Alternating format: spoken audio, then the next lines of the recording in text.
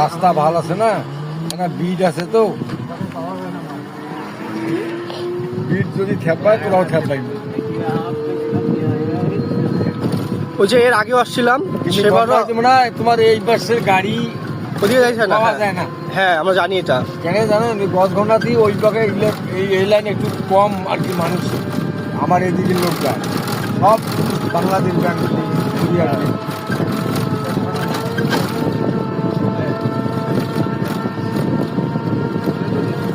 বাড়ি করতে ভাই